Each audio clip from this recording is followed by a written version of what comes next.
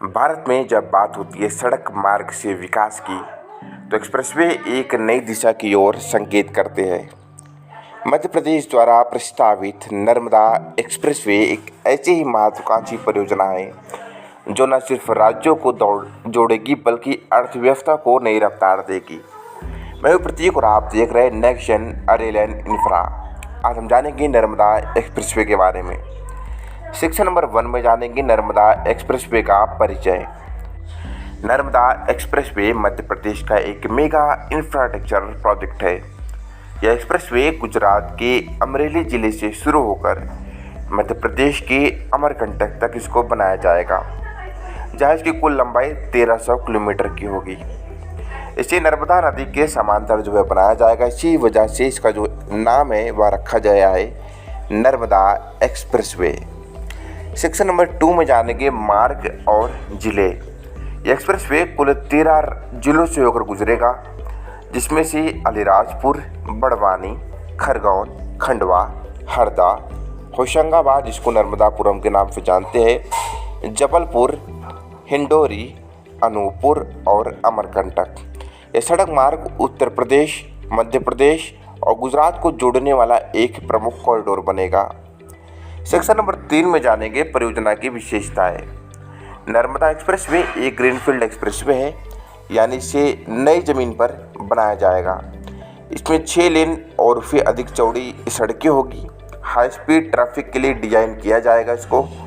Smart toll plaza, rest area, fuel station और electronic EV charging point, जो कि पर्यावरण के अनुकूल सभी तकनीकों का इस्तेमाल किया जाएगा। सेक्शन नंबर 4 में जानेंगे आर्थिक और सामाजिक लाभ। एक्सप्रेसवे के निर्माण से कई लाभ होंगे। इसमें औद्योगिक विकास को बढ़ावा मिलेगा, कृषि उत्पादों की तेज आवाजाही होगी, पर्यटन स्थलों की तक आसान पहुंच होगी, रोजगार के नए अवसर और स्थानीय इंफ्रास्ट्रक्चर में सुधार होगा। यह प्रोजेक्ट न सिर्फ ट्रैफिक को सुगम बनाएगा बल्कि नर्मदा नदी के किनारे बसे गाँवों को भी आधुनिक तरीके से जोड़ देगा। सेक्शन नंबर 5 में जानेंगे चुनौतियां और समाधान।